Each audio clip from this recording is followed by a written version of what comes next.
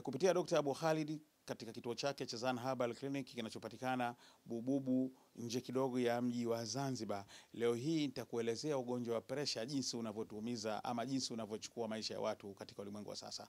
Ndugu yangu mpenzi mtazamaji, elewa kwamba ulaji wa vyakula vya kisasa, ulaji wa vyakula vya mafuta, ulaji wa vyakula vyenye sukari nyingi, si kwamba unaweza ukatengeneza ugonjwa wa sukari tu, lakini pia ulaji wa vyakula vyenye mafuta pamoja na ulaji wa vyakula vyenye sukari pia huongezwa ulinzi, preserve, ambayo mara nyingi sana sumu za sodium benzoate zinazokuwemo katika masoda ama vinywaji mbalimbali huongeza wingi wa lehemu inayosababisha ugonjwa wa presha.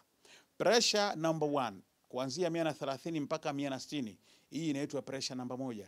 Lakini presha namba 2 160 mpaka 180, hii ni presha namba 2. Pressure number 3 180 mpaka 200 na kuendelea, hai inakuwa kubwa. Pressure inapokuwa kubwa inakuwa na dalili mbaya kama kuumwa na miguu, kupoteza nuru ya macho, kupotea kwa hisia za ndoa, kupata ganzi, kupata kizunguzungu. Hii itakupelekea kuumizwa viungo, mfano macho, au hata kupata ugonjwa wa stroke, ambapo stroke inakuwa ni matokeo ya pressure kuwa kubwa na kupasua mshipa wa damu. Mshipa damu ambao damu hii ikipasuka kama katika mishipa ya mwili wa kawaida unaweza ukapata ulemavu, lakini damu hii ikipasuka katika mishipa ya kichwa unaweza ukaanguka hafla na kupoteza fahamu, ikawa ndio sababu ya kupata kifo. Au la, watu wengi sana tunawakuta kwamba wanatiwa mipira ya pua, chakula chao kinapitia kwenye pua kwa sababu amepata pressure ya kichwa, mshipa wake wa damu umepasuka, lakini damu haikuingia kwenye ubongo, ndio mpaka leo hii unamwona mgonjwa wako bado yupo anapumua.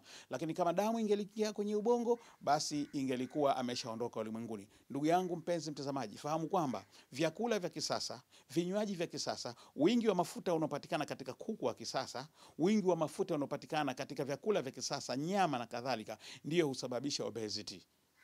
Watu wengi sana wanakuwa wanapata pressure kwa sababu ya uzito, lakini pia kuna wale wembamba ambao tayari hawana obesity. Kutokana na tatizo la high blood pressure, imekuwa damu zao mzito inatokana na asidi nyingi kuzalishwa katika miili yao, inayotokana na vyakula vinayowekewa preserve. Kwa mfano, watu wengi ambao wanakula michele iliyofanywa preserve, michele iliyowekewa sumu ya sodium benzoate kama mapembe, basmati na kadhalika, huweza kupata pressure hali ya kwamba hawana uzito mkubwa. Huweza kupata pressure hali ya kwamba hawana obesity, hawana unene, hawana mafuta, sababu tu damu imekuwa mzito. Na inapokuwa mzito damu, unaweza ukapoteza macho, unaweza kupata pressure ya macho, unaweza ukapata uziwi, unaweza ukapoteza hata harufu ya chakula ama harufu ya kitu chochote uweze ukasikia.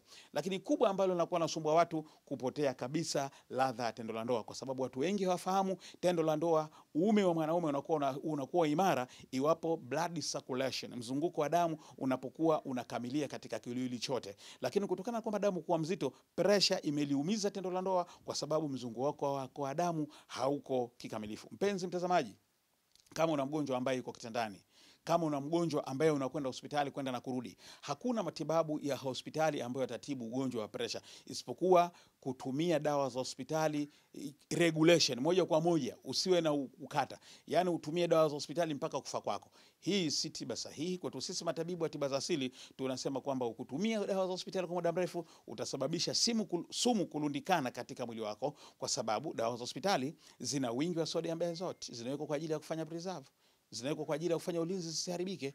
Kwa hivyo kila ukiendelea kuzila nyingi, ndipo unapoendelea kula sumu na kusababisha lehemu ambazo litaliongeza tatizo.